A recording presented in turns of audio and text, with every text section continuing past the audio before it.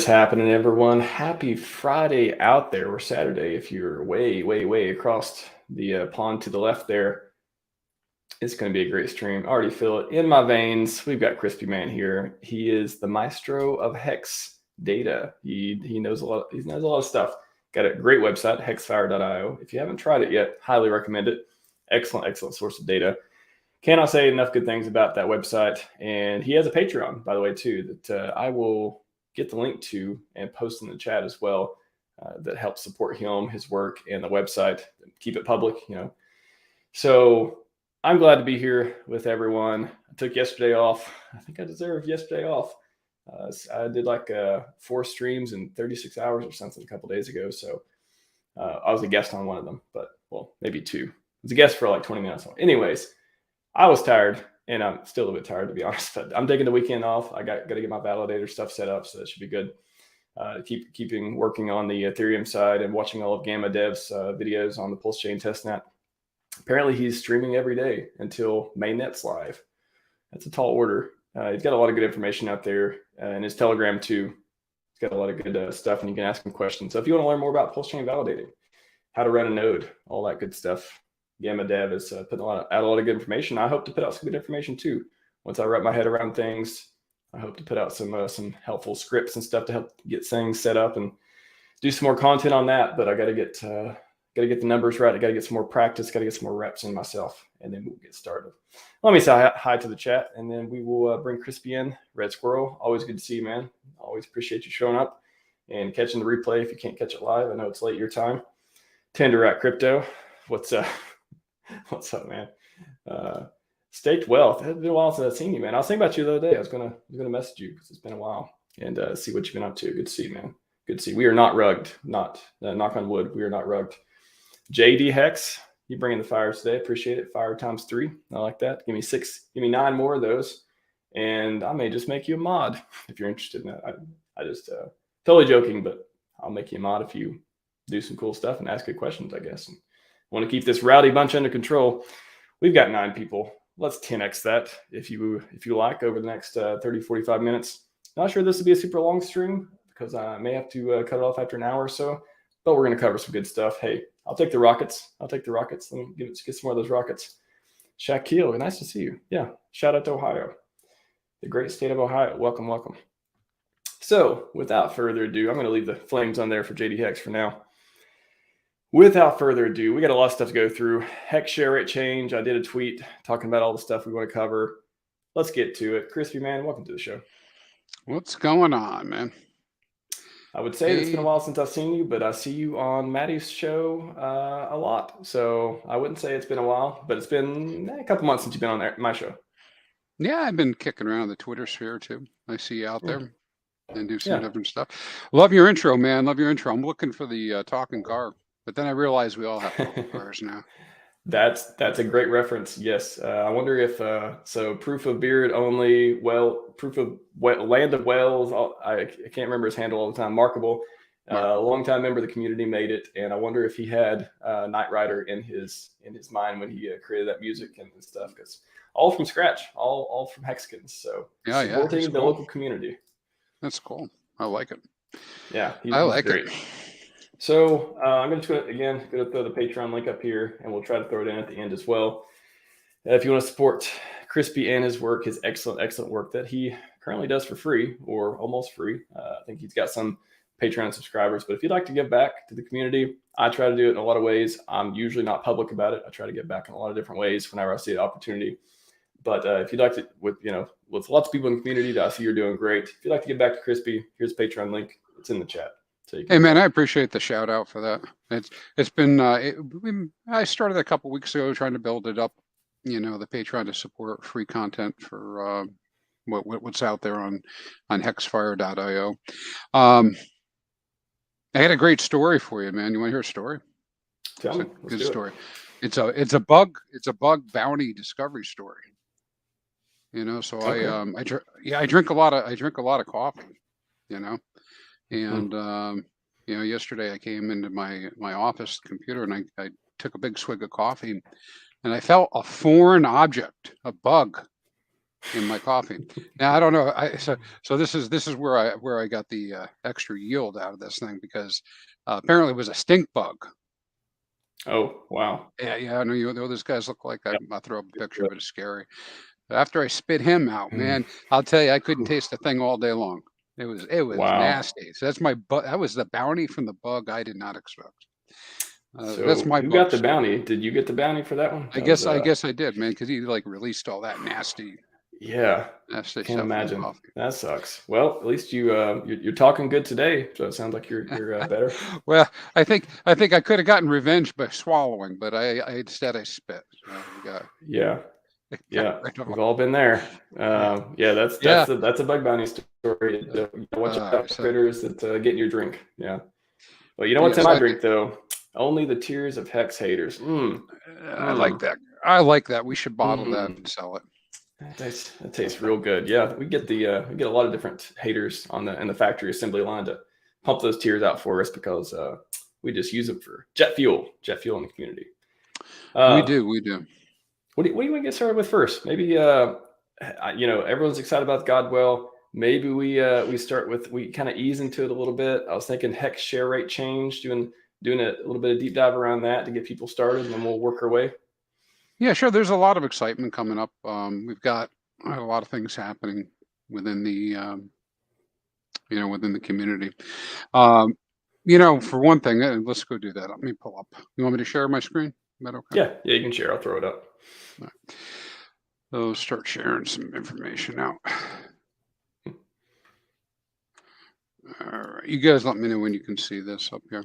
I just my little shortcut site. So I'm going to go over to our HEX fire. You should see that loading up. This is the one I have loaded up to Patreon. I went with an upgraded environment, so it gets me a nice 1 hour update on the data, where the other stuff was kind of lagging. It's like it varies. There's a lot of data we're moving back and forth. So being able to pull data down and get it mixed up, get it all produced and refiltered and out is a little bit.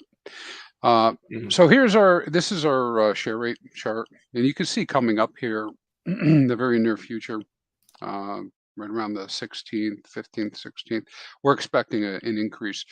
And how that's calculated out is we know what stakes are going to be ending, and we know approximately what their yield is, and we can make a guess at what the yield will be between now and when the stake comes out. And so from that, we can run the calculation for the new share rate. And when we run the new share rate calculation, it gives us a new calc. And then if you compare it to all the other stakes that are ending that day, you can see if it'll be higher or not. And if it's going to be higher, then we know that we'll have a new share rate. And so that's how we make that assumption. Now, it's all predicated on the fact that whoever made that stake actually ends that stake, because it has to be ended in order to see that. So if I go to my little golden arrow here, I brought up a new chart. Let's see if you guys can see that. Okay. What do you think there, Max? You see that all right? Yeah, I can see it. You see that dot right in the middle up towards the top? Mm-hmm. So each one of these circles represents a HEX stake that's getting ready to end. Okay. And so, is ending in February. We're a few days into February already. So these are all stakes that are supposed to end in February. Each circle represents a stake. On the left-hand side is the amount of the new share rate calculation, and then down here at the bottom on the x-axis is the day of the month. Okay, and so we can see the stakes and what their new share rates are going to be just by hovering over the little dots. And what their estimated payouts will be in some of the information, the address and whatnot. And even if you click on them, you can isolate down below, the address, so that you can actually see which one's going to make a change. So I was really interested in this one. Now, this may be GodWhale, but I don't know that it is myself, but I know some other people talking about it. So This could be GodWhale, but regardless, it is this stake and this address. And now you might ask, what happens? What happens if this guy doesn't end the address? Excuse me, end the stake. Well, if he doesn't end the stake, then you see the next one down, the way down here. That's the one for that day that becomes the high, which is 25,779 rather than 26,452. And so on and so forth. But you can also see a gradual incline over the day. See how it goes up to this borderline. So by the end of the month, you know, we'll have some stakes that'll be coming out that'll be really close to the 26K mark, anyways. You know, and so never fear, even if this staker has a different plan in mind. If they don't end, somebody will end, and it'll go up, and then eventually we'll overtake them. Yes. So I guess what are the options from this? You know, based on what we see here, are there? You know, do we know the history of the people who may be affecting the share rate? What can you tell us about that? Very good point. So let's go. I grabbed his address right now, and I'm just going to go over the HEX staking data. So let's go look at this address to see what this guy has done in the past. So I'm going to drop his address in the filter and turn the filter on. And I'm going to go ahead and say underneath ended, I'm going to take no off. So I want to see all of his stakes. So we can maybe take a look and see what he's done, he or she has done in the past. Make this screen a little bit bigger for everybody. So it looks like 9 stakes in total. I'm going to put them in order of the expected end date. So the earliest being 2020, the latest 2025. And we can just kind of go through and see what the what this is. Now, should I make this a little bit bigger? Yeah, let me make it a little bit bigger because I think on the screen for the people at home, it's a little bit harder to see. How's that? Yeah, that's great. So you can see he had it looks like a test stake, a 1-day stake. Makes sense. Before I got into it, I didn't want to know what I was doing. So he did 100 HEX, and that was for 1 day, and he ended on time. Next was on the 17th, February 17th of 2020. Looks like that was a 365-day stake, 730-day stake, 92-day stake. And then we have this stake coming that would come due on the 26th of January in 2023. So let's go see what he has done. So it looks like, looking at the data, stake was supposed to end 2/16/21. It ended 2/17/21. Second stake was supposed to end 2/16/22. It ended 2/17/22. 9/22/22 ended 9/25/22. Supposed to end 1/26/23, ended 1/28/23. So at least on the surface, I would expect this next stake that's going to end on the 16th to end on time, or nearabouts. And if it does, it's going to push that share rate up. And can you explain to people too what it means when the share rate goes up and down, like how these whales can affect that? Sure. Well, I mean, I think a lot of people listening probably know about share rate, but I'll do short recap. Is that, you know, how yield is distributed is by how much of the pool of T-shares you own. You know, so your percentage ownership of the pool gets you a share of whatever the yield is that comes out on a daily basis. And the yield that comes on a daily basis is given by the contract in HEX. It's given in HEX, and it's a 3.69% yearly, and you know, rough number, 3.69% yearly. And so every day a little portion of that 369 is given out, and it's spread against all of those T-shares that are owned. And so if you own a T-share, you own 1 share, you know, of in whatever proportion of that. So in order to keep the system propelling forward and to prevent people from taking, you know, too much advantage of it, there's a calculation in our contract, and that calculation in the contract is this. Basically, it's to ensure that if you were to restake all of your principal and all of your yield, you cannot get more T-shares than, for the same meta days. You can't get more T-shares. And what that does is it means that the guys come after you also have a good chance to get into the system and partake at reasonable rates, because you always have shares turning over, stakes turning over, and just because you were here longer doesn't mean you get an unfair advantage. You have an advantage, but it won't be what we would consider to be an unfair advantage, right? And so because of that mechanism, the share rate goes up and up and up. So then when you ask about whales and how they might affect the share rate. So the basic share rate calculation, new share rate calculation is based on the amount of yield that you have, right? And so the greater yield you have, I'm going to I'm going to kind of like give you a summary version of this, but the greater yield you have, right? The higher the new share rate calculation will be, right? And so because the new share rate calculation is higher, the share rate moves up higher. And if the share rate moves up higher, it affects the whole system because everybody else is playing off of that number. So the faster an earlier stake goes up, or when an earlier stake causes new share rate, stakers afterwards build on that because that's their new share rate. So they're Right. always building. And so who can create the most yield?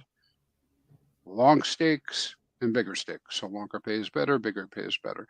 And who's in the best position to do that? Whales, right? Mostly, but it's not just whales that make that happen.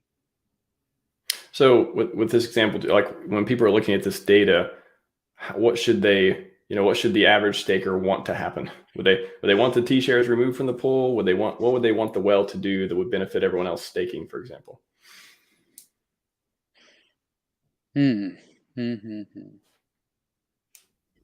Well, it depends on your objective, right? Do you mean in terms of your own? You mean like your own personal instance? I'll tell you, what do I want a whale to do? All right, this whale's coming out. You know what I want the whale to do? I want, because GodWhale's a whale, right? I'd like to see the GodWhale, for the most part, restake everything and go out longer. Now, why would I want him to restake and go out longer? Because it shows his confidence in the system and helps strengthen the system, make it less volatile. Right. So that's what I would want. Now, practically, I don't know whether the GodWhale will do that or not.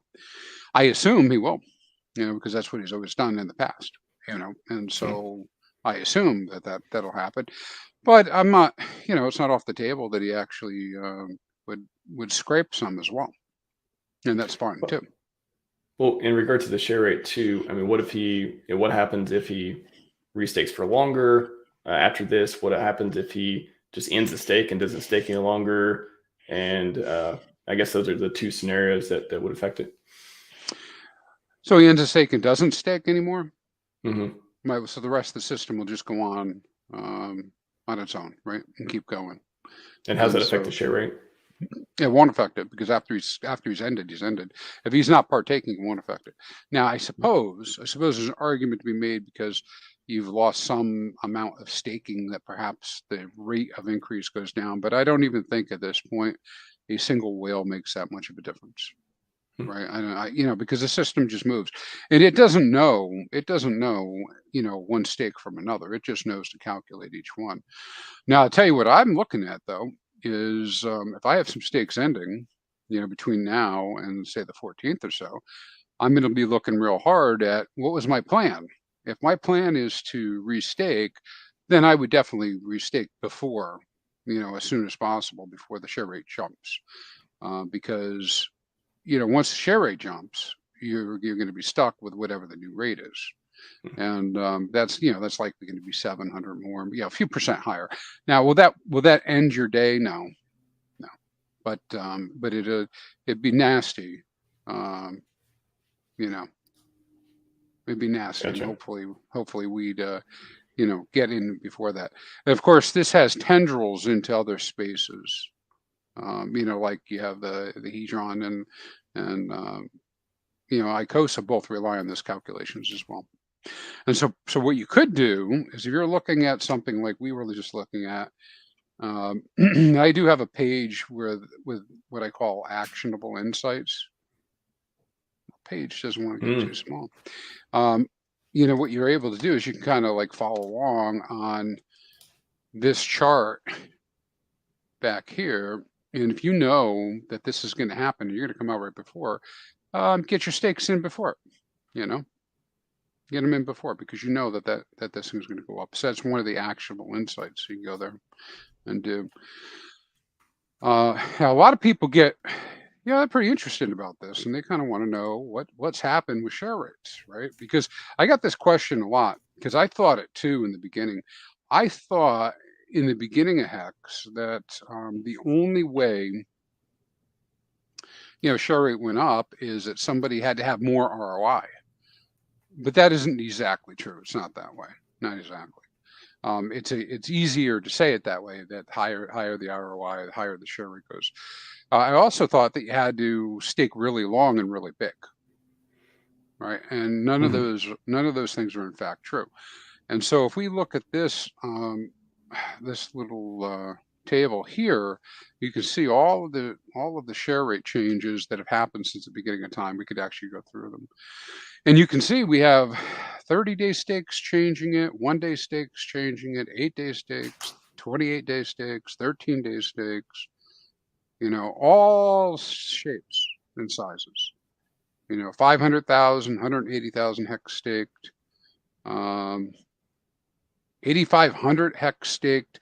So it really has a lot less to do with size than it does with timing. You know, where your T shares in place at a point where you get a much higher yield. And if you were, then it's likely you're going to create a new share rate. So that's just looking at these in order of today, right? And we also in the beginning didn't catch on that share rate changes, you know, more than once a day, because in the beginning we didn't have a lot of changes happening, right? It was very, very slow. But yeah, the share rate can change 12 times a day. You know, it can change as many times as there's a stake that ends, that gets better, you know, gets a higher number. All about timing. And so, so yeah, I mean, there's ways to slip in there and get those done. So one of the interesting stats I think is pretty exciting. I like to look at this because this is what launched me into working on HEXFire in the first place. So you see the first one, this is from Big Payday. So this is kind of like, doesn't matter. I mean, it's 3,746 in one day. So that was the day of Big Payday. But the one that launched HEXFire is this one from May 31st, 22. That was last year. And I had already been fooling around with HEXFire a little bit, but really pushed me to go forward is I had some stakes I wanted to make before the 755 HEX change. And I didn't get my stakes in, man. I was so pissed. You know, so I didn't get the stake in there. And I was like, this is bullshit. I shouldn't be able to tell in advance that this is going to happen. And so that's how I dug into it to kind of get that. Wow, great trivia question. Which stake or which day did HEXFire did Chrispy get inspired to start HEXFire? Yeah, it's going to be kind of like the top.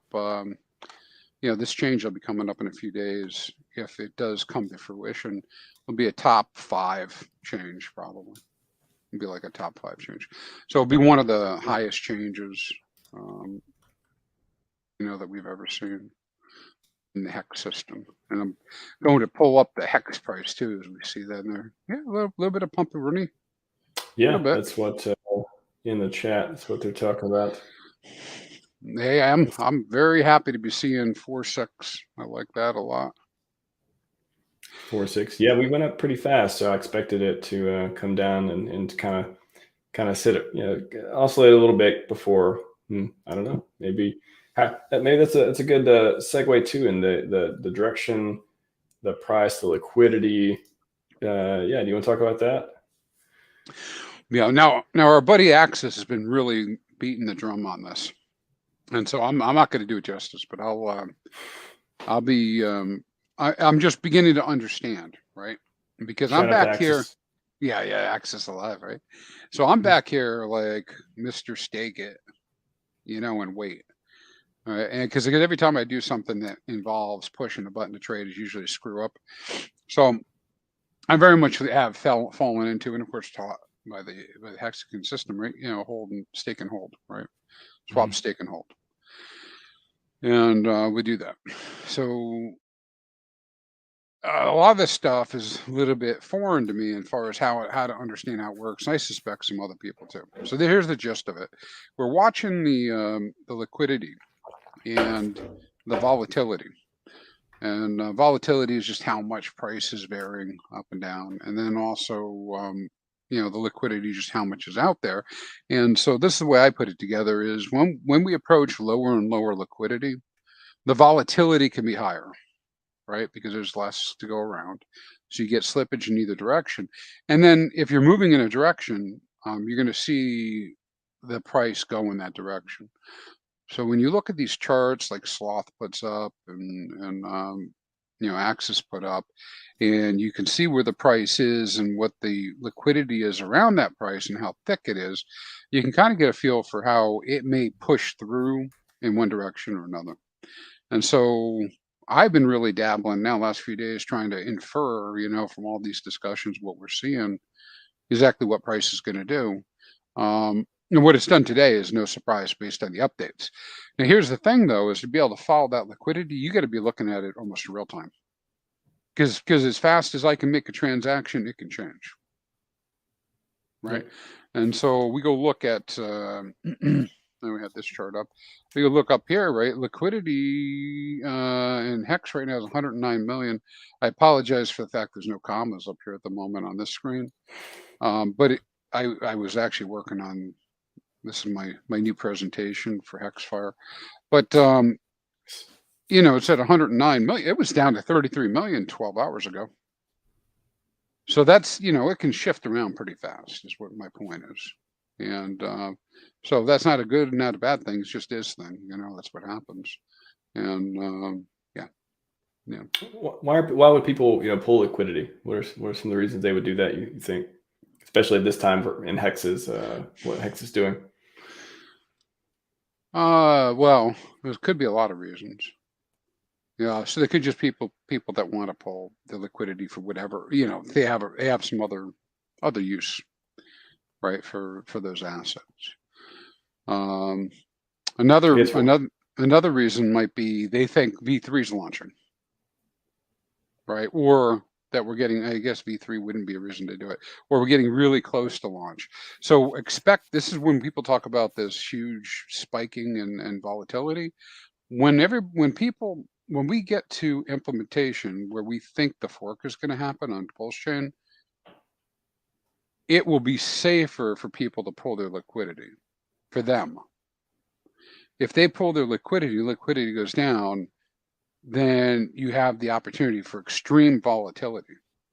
If you have people buying into the volatility, price is going to go up. If you sell into it, it's going to go down.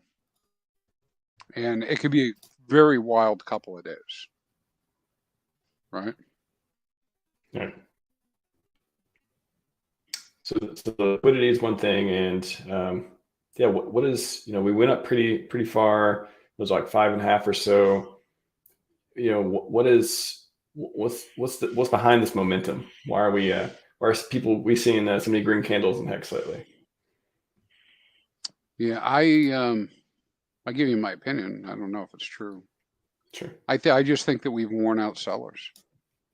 Right. I mean, I think people who had to sell have sold, and people who have the chance to wait are waiting. And we continue to have adoption. We're always seeing more, it's a measure, but more wallets staking on a daily basis. We have more holders, and if crypto is nothing but speculators, I mean, they're out there, right?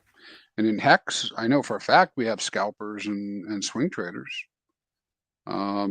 So Yeah, it's conceivable that, the price is going up because more people are buying than selling. Okay. So we got that. So why are they buying? Maybe buy the rumor, sell the news, looking for a quick pump. I mean, I realize that some people may not think it's a lot, but I think doubling your money in 2 weeks or 3 weeks is pretty good, for a trader. So if somebody was in on 2.5 or 2.1 and they got up to 5.2, that was a pretty good hit. I don't know if they can repeat it, but I mean, that might be an example. And there could be people buying the rumor with the intent to sell the news for V3 launch. So all Right. of those, I think there's probably pieces of truth to all of it, all conspiring. And bring it up. as far as staking, you want to talk about staking behaviors and any of the ratio change of circulating HEX? Yeah, sure. Now, I know I sent you that in the notes. I don't think I actually have the ratio, but that was something I was thinking about, and I'll tell you what started to make me think about it. So we're talking about, hey, what's going on in the system, and what are we thinking about for the near future? And I'm going to go over. Let's go daily chats first. Daily HEX daily stats charts. And let's go take a look down here at our current stakers. So you guys see that okay? Are you good with that, Max?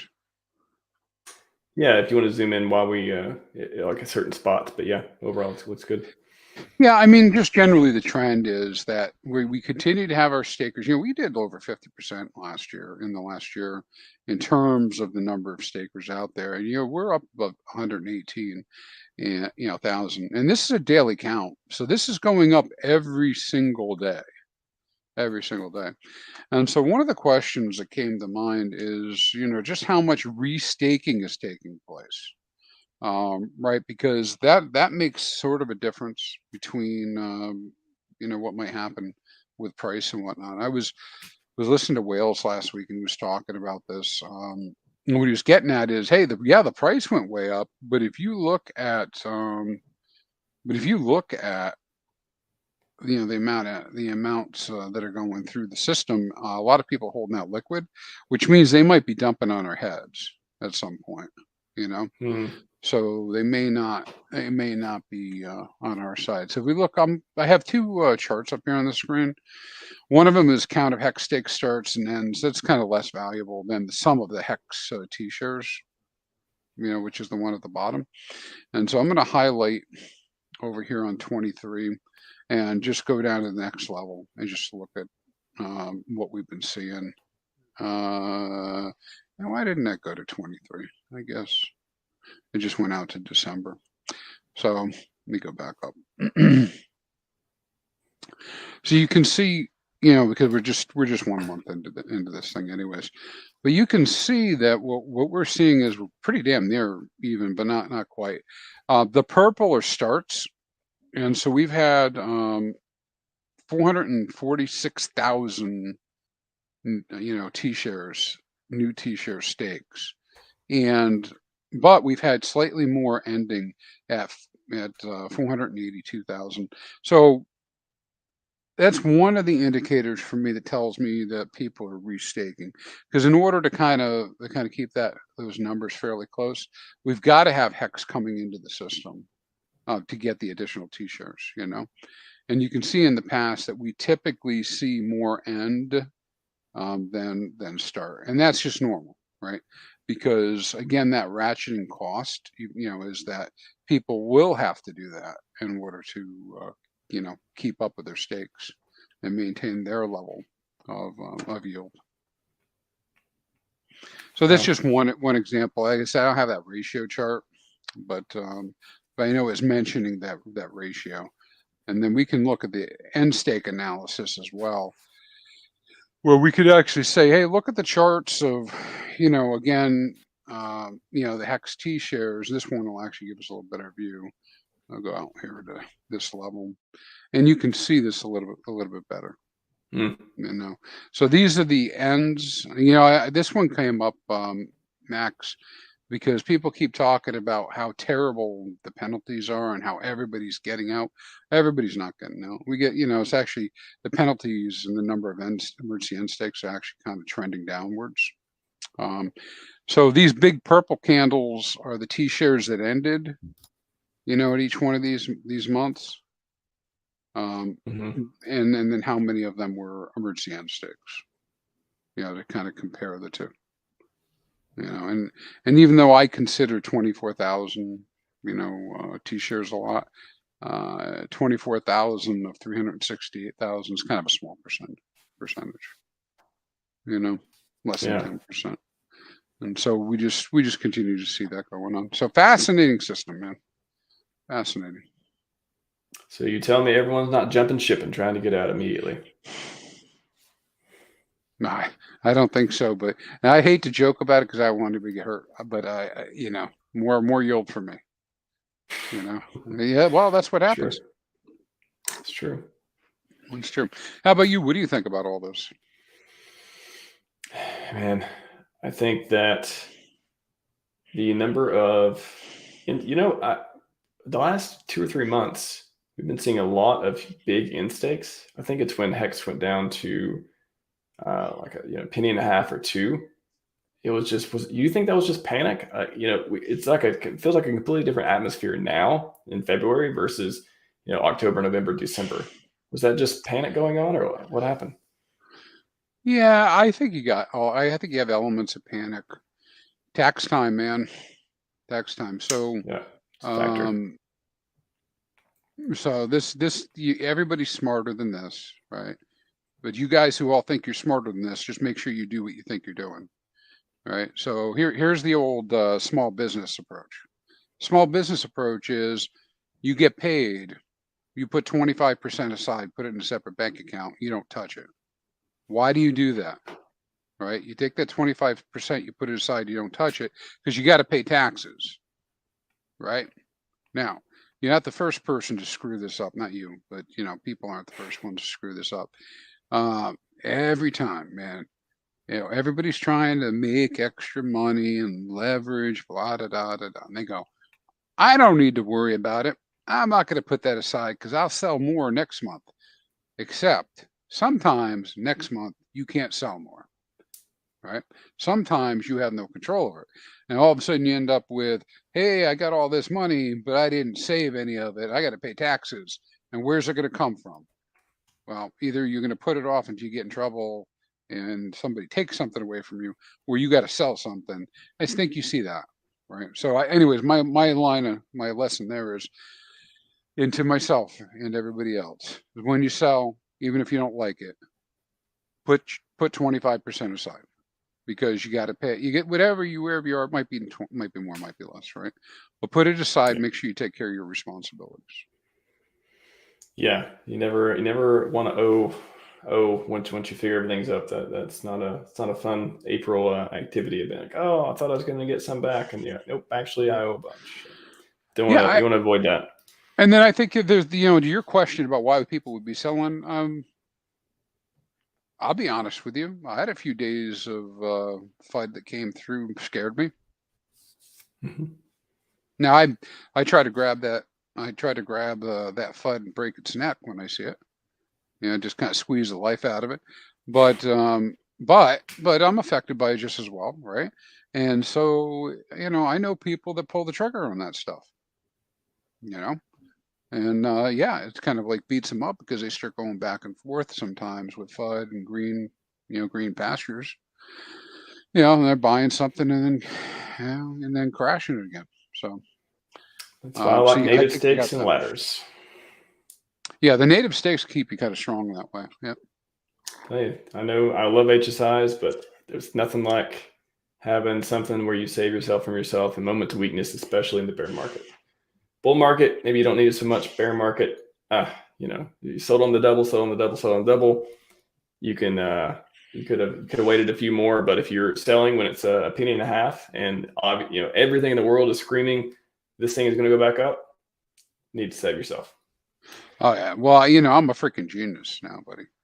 Staking made me a genius. Yeah, a lot of galaxy brains out there. for sure. That's me, right? Because I jest. All right, nobody get pissed off that I'm smart.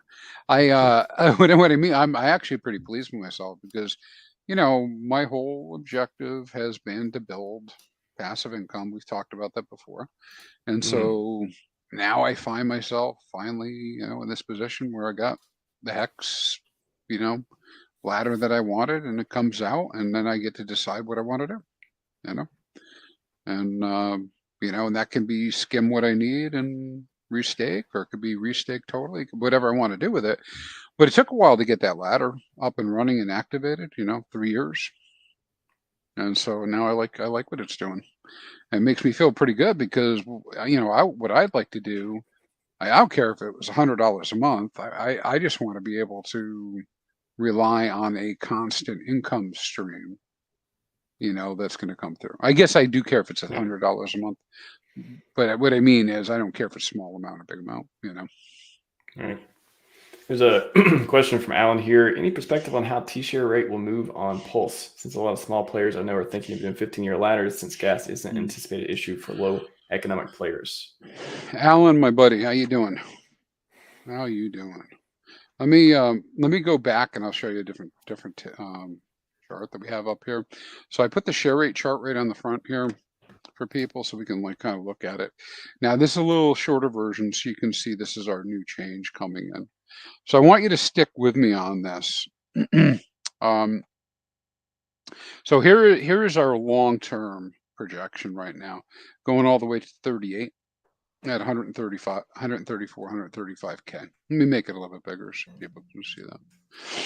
Let's see how that goes. Okay. So you with me so far there? All right. So it's going all the way out. Now here's the thing is this is not the exact number out in the future because it's going to change a lot, right? It's going to move around. And why is it going to move around? It's going to move around because I'm basing this projection on current yield.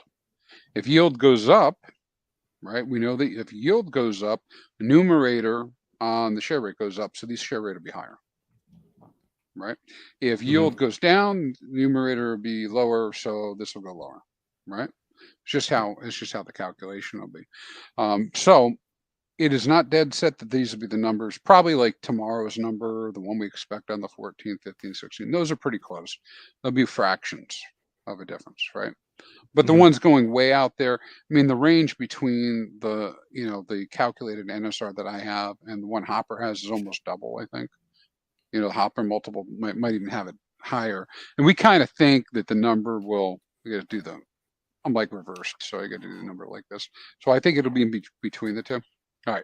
So now let's get to your question, Alan. So we know that this is preset in that people have already made stakes, and the big jumps are caused primarily by longer stakers with more HEX, but not always, but usually that's how it is.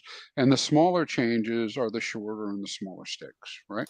And that they build on each other. When we fork, this is the same graph. It's the same. It's the same.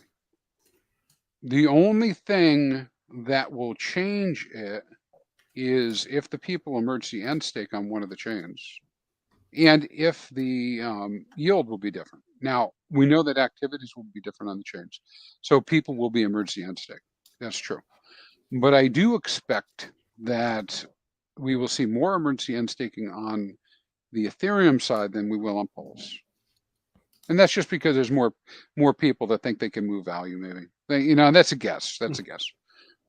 So I think there's some people that feel that way, think that way, right? But as you pointed out, a lot of players will be able to do a lot more on the PulseChain, right? And if they're on the PulseChain and they start having more activity on top of this activity, there's a couple things that are going to happen. If they're doing more staking, there's less share, or excuse me, there's more shares. If there's more shares, there's less payout. This rate will go down, so it won't go up as fast, right? Right. So that's one possibility, right? That we end up like that. So we'll see how it all plays out. It will definitely diverge, and I just think you'll see mostly these numbers intact But over time, Ethereum probably trending higher than the T-share rate on Pulse. Great question too. Well, let's pivot into GodWhale a little bit. You care if I remove your screen and then throw mine up for a second, and then you do it. All right, and then I'll get to. I just want to do like a little intro to some of the tweets that I thought were interesting around it, and then I'll give it back to you. So today I was scouting around because I knew we wanted to talk about the Valentine's Day GodWhale stuff that may occur. And yeah, I got some interesting tweets from Hexkins here. I thought were cool to kind of frame the conversation around. I agree with DCC. It's dollar cost crypto, and I will be streaming at dollar cost on the 13th before Valentine's Day because I can't do it on the day for obvious reasons. I agree with DCC that around Valentine's Day, V3 will come out. Why GodWhale staked over 2 billion hex for 45 days. If I remember correctly, I've come close to February 14th. You are correct, and this was back in January 26th. So, and then another one from Tiago Diaz. Remember this pump in October? It started exactly the moment GodWhale restaked a massive stake. Same dual have a 2 billion stake ending on February 14th. Yeah, I like that one because that's kind of this inference that maybe we'll see a repeat. Right. I like that. And then your friend Somi making shout out to your friend Somi making a lot of great hex videos. He's your friend. He's your friend, Somi. Our friend Somi. February 14th is GodWhale. He's a friendly hex believer. My guess he'll stake again. And then talk about liquidity viewer on Uniswap. And it was in response to, I think he was talking about here. Okay. Oh, somebody was just talking about a massive thing and he was saying it's GodWhale. Okay. So that one. And then last one, Dion Hexus. Definitely adds attention to the drama. PulseChain launch market go up or down. Hex pump pressure. GodWhale dump pressure. So do we? That's kind of setting the question.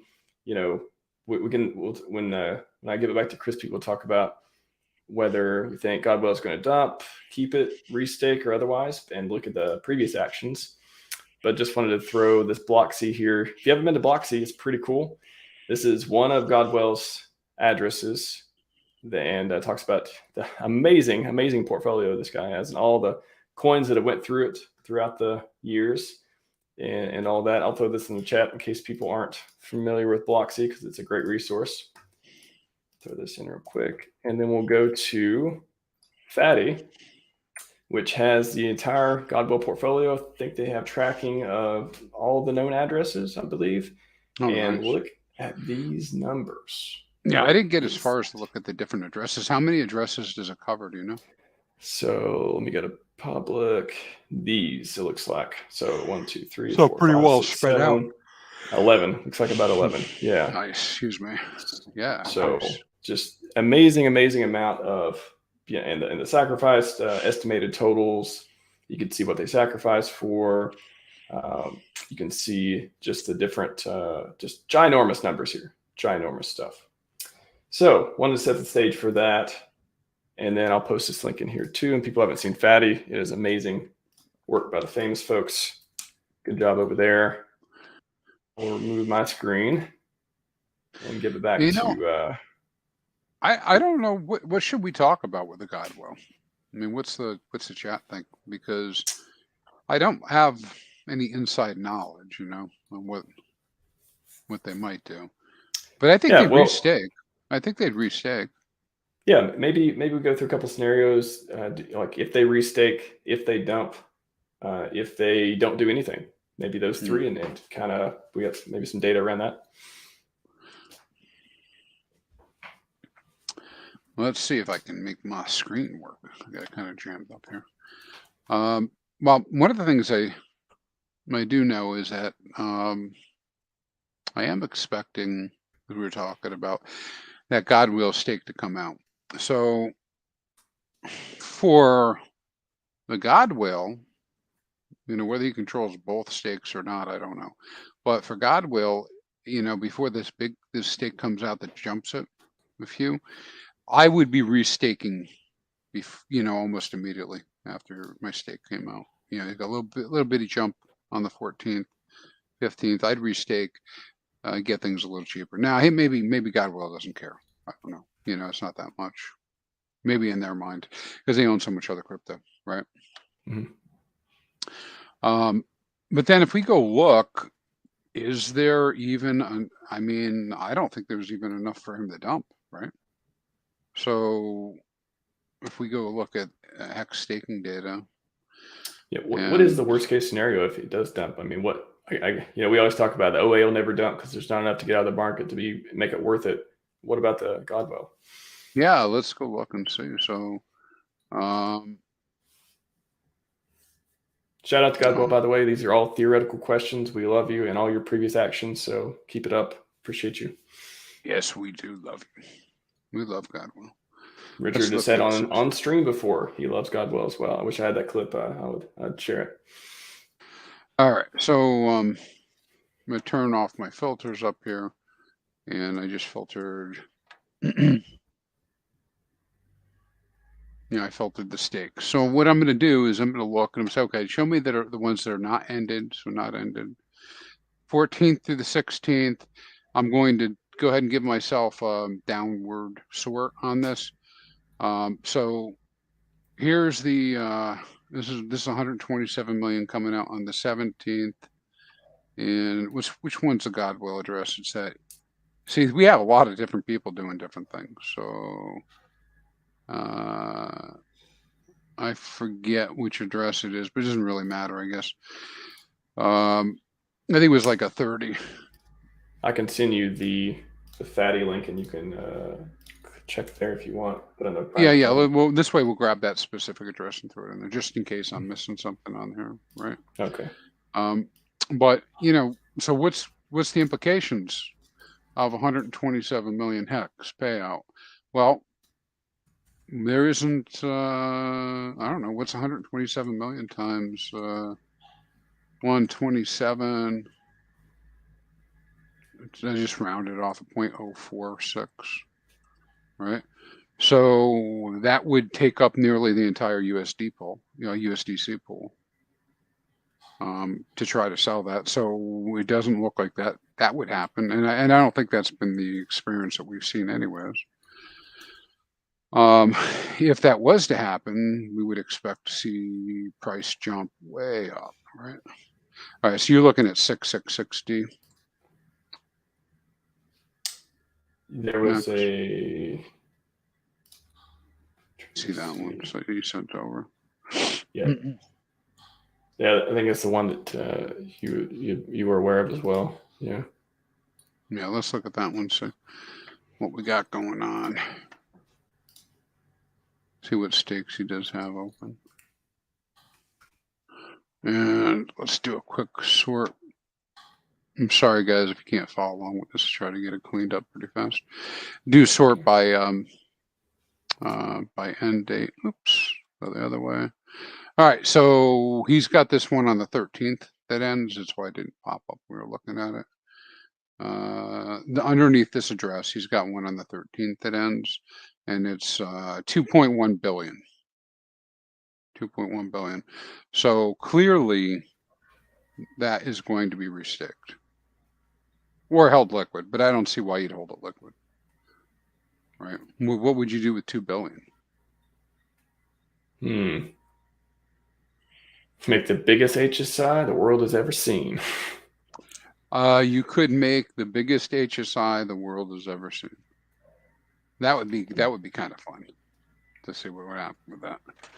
But I would guess, that what we're looking at is that it's either going to be entirely restaked, maybe in one or multiple stakes, maybe to be broken up into different wallets. That might make sense from a strategic point of view.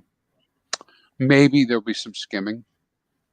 Maybe there's something else the guy wants to do, or they want to do. I don't know, but that would be my guess. Maybe it goes into, maybe it gets set aside for some liquidity providing. I don't know. What are your thoughts about it? Well, a couple questions actually. So let's say that he did dump it for the entire USDC pool. What happens then? Like, is the pool gone? Like, is there like, yeah, I mean, mass panic? Like, what would happen if the pool is just empty? well, one of these guys who has the much better answer could answer better than I can. But I believe that if he was to draw down the liquidity, you would see the price move against him. Whether that is, you know, through ranges or liquidity providers or not, you know, you would just basically drain the USD from that liquidity, and all those people would have that HEX instead. Now, what would that do to price? I don't know. I imagine it would drive it into the ground, but I don't have enough information empirically to kind of explain how it could work, you know. Yeah. So it doesn't make sense to dump. Doesn't make sense to keep it liquid. So it sounds like it makes the most sense to restake it. Yeah, on his on that Bloxy stuff, or actually over maybe on Fatty, how much liquid does he hold underneath this addresses? Do you remember? I just dropped it in the chat if you want to grab the link there. I don't have it in front of me. Let me grab that and look real quick. A Fatty demo. Do they distinguish between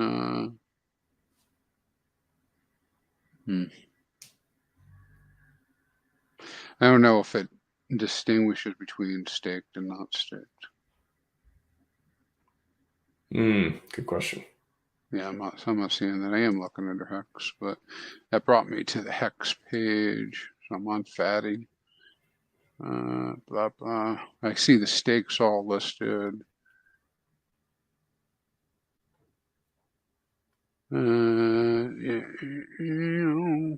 Well, I have a way to find out. Who needs this? Who needs that stinking stuff, right? I'll just go over to the Etherscan myself.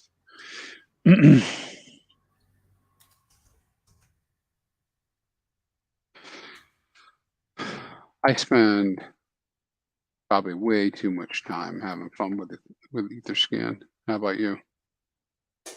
Yeah, it's a rabbit hole. It's you can literally, I gotta hold myself back sometimes. Like, I need to do other things. Yeah. It's cool that you can dig into all this stuff, though, man. You know. Oh, look, there's a message in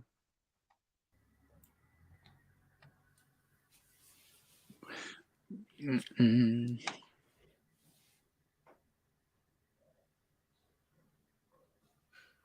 I wonder if he does restake, how long it will be for, and if Valentine's Day was sort of symbolic, or if he thought we'd be around mainnet by now, or All right, so I'm not seeing any HEX liquid in 666D. So let's make that assumption. Now let's go look at his staking. So I do have him in here, right? So let's go. I'm going to say not ended. So I'm just going to look at all of them. What's the common denominator been? Let's make sure it's in order by date from when he came in. I'll do it by stake start. So very consistently in the hundreds of days or thousands of days. In fact, this one that's ending now is the shortest GodWhale stake ever. The shortest GodWhale stake ever. You see that? Wow. 45 days. Because all the other ones were, you know, much larger in lengthier days. So of course we don't know for sure. I'm gonna vote for scraping yield. Think so. You know? Okay. Think restake, take the yield and then restake the principal.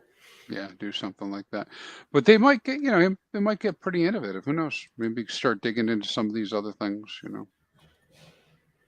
There's other tokens. There's other tokens to spend that HEX on, to get involved with, to earn yield, you know. So got a question here from I'm not sure if you have the data on it, but Hexographer just gave me any chance you guys discussed 180-day for Icosa staking. Do you have data on Icosa? I have some data, but I haven't gone into the kind of detail that that Sloth and Huey and all those guys are.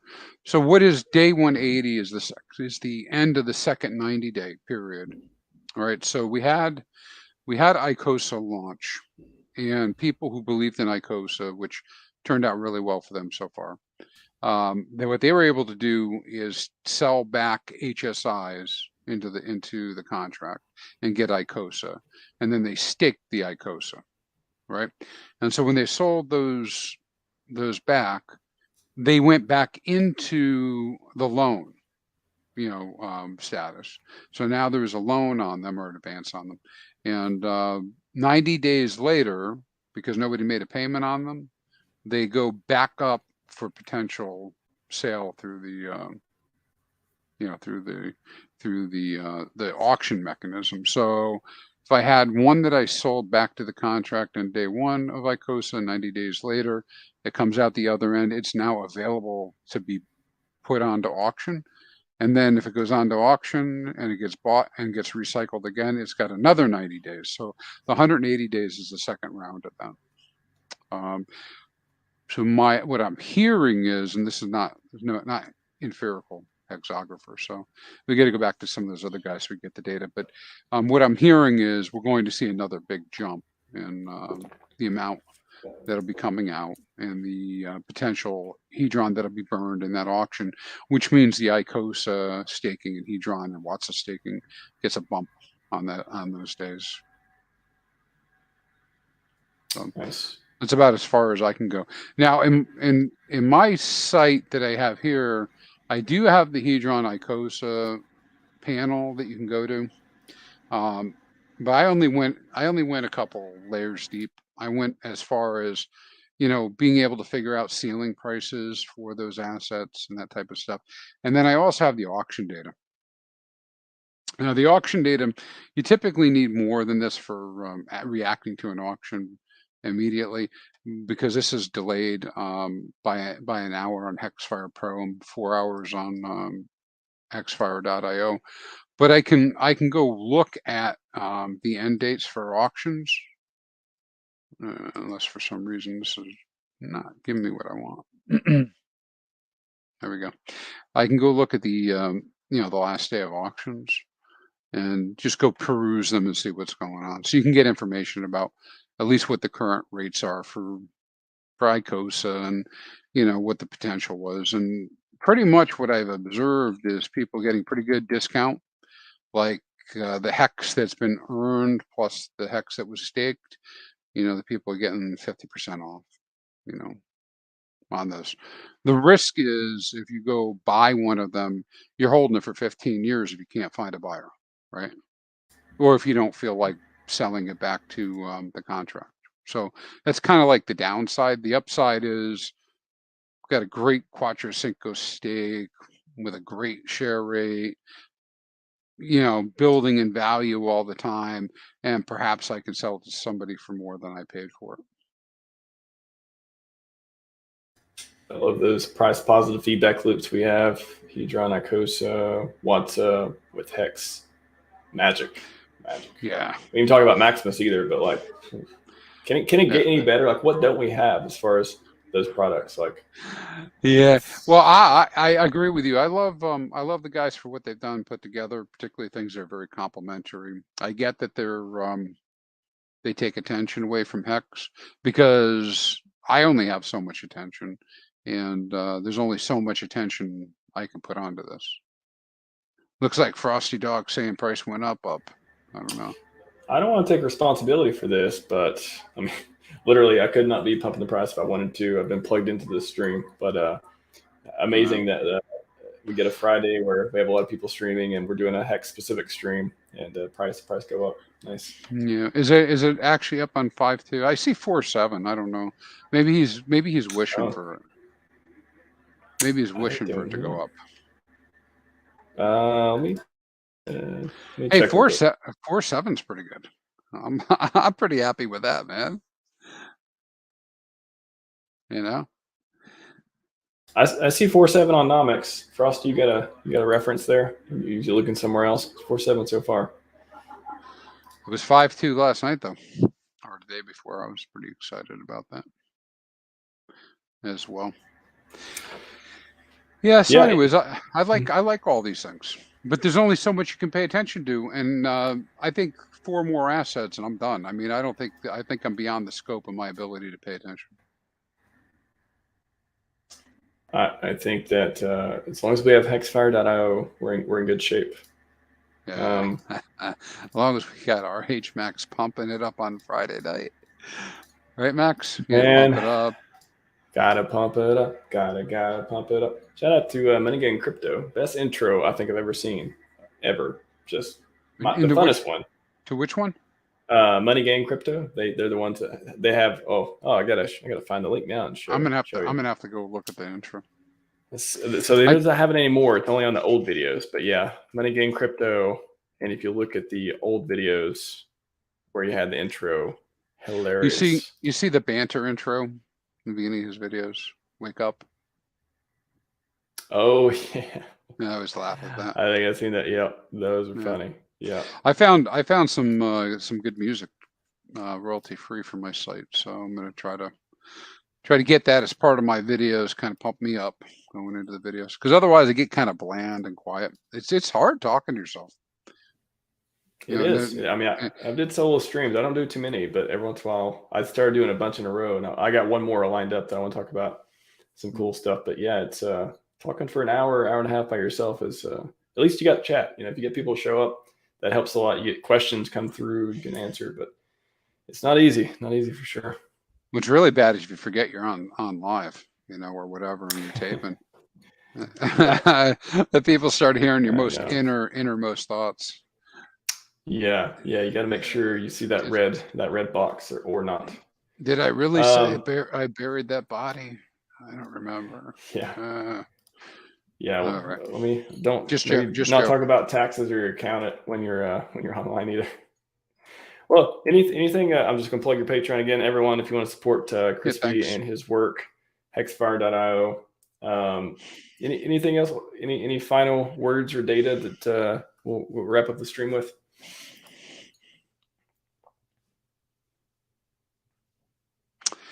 No, I believe. I guess this is what I'd say. I believe that we're on the verge of confirming that we've hit the bottom. We hit the bottom, and we're past the bottom.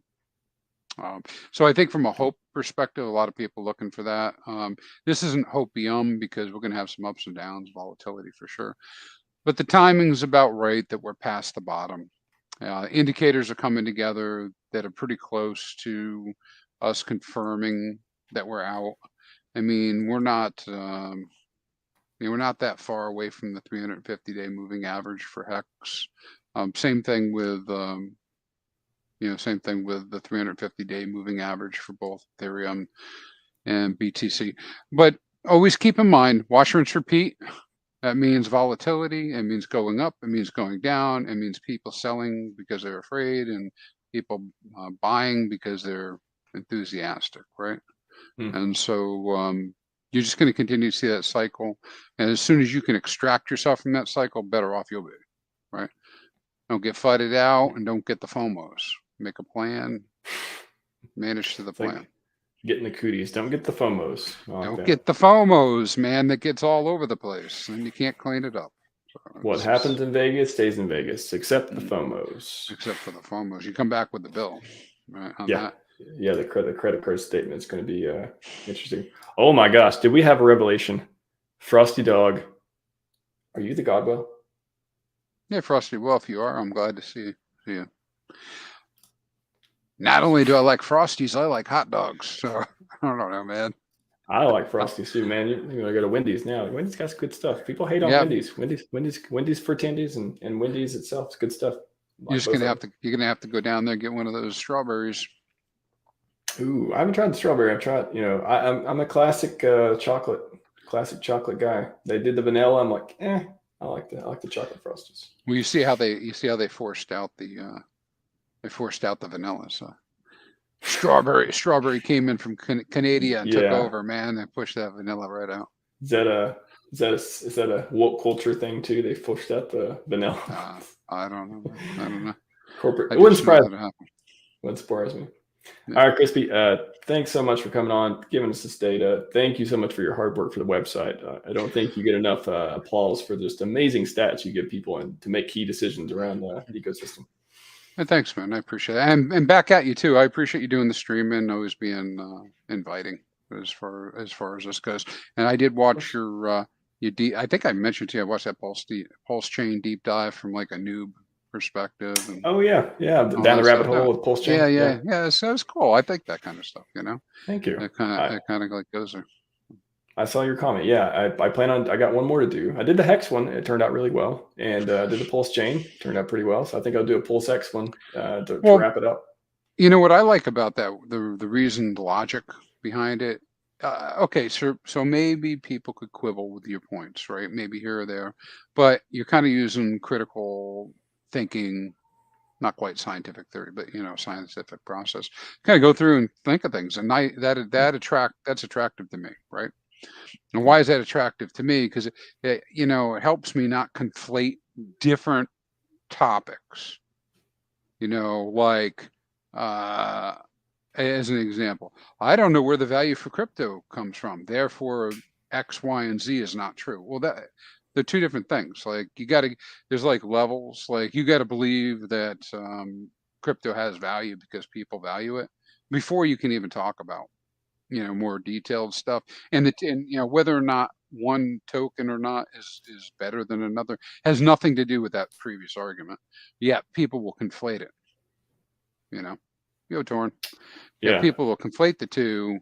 I get that all the time. Well, you don't want to talk to me about what I'm doing with HEX because crypto's a scam. It's a scam. Okay. And I can't even get past that. Anyways, I was just saying I appreciate your approach. No, I think it helps me too. It helps me zoom out and get out of the rabbit hole a little bit and like go as the average crypto person trying to rationally think about these things that I come across. And I've found news articles, I've found things that I would never look for before had I not tried to assume that role of, hey, I'm looking for some crypto. What's this PulseChain thing? What's this HEX thing? Let me get that perspective. So it helps me a lot too. Square burgers from Wendy's. Yes. That's a thing, right? Yes. It's been a while since I had a burger there, but they're great burgers too. Thanks everyone. Let's see, September pre-pulse. I don't know if we're having a PulseCon 2023. I suspect so, but hopefully it'll be launched by the time this time. I hesitate to do 2 PulseCons with vaporware. We need non-vapor. We need the opposite of vaporware before we have another conference. I would think. But Hexpo, Miami. I was going to ask you about that. You going to Miami? I thought about it, man. I like Miami. I go down there, get some good smokes, in terms of cigars, real close to Cuba.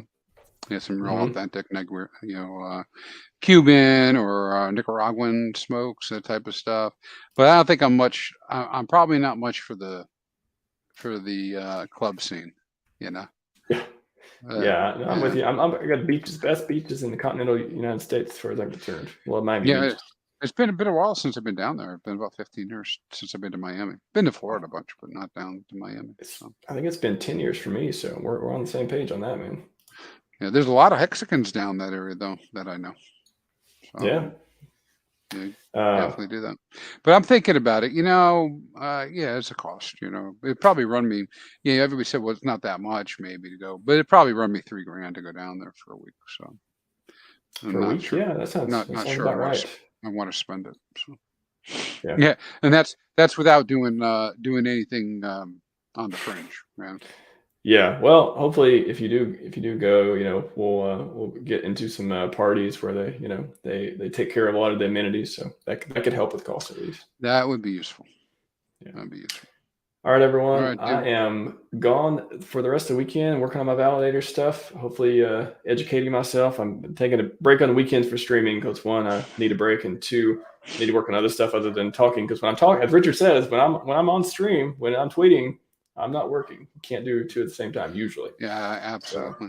So, take a break, and then next week I got a bunch of stuff lined up, bunch of streams. But after that, I'm taking a week, maybe 10 days off, and I'm taking the rest of February off because I'm gonna relax a little bit. I'm gonna have some fun. So, and then I'll be back after that. Full swing. Already been scheduling for March. So nice. Should be great. we'll have to have Chrispy back on sometime when he feels the need to share some valuable data, because that's what he tends to do. So That's everyone, what we're doing. have a great Friday. And with that, Scivive and 5555, everyone.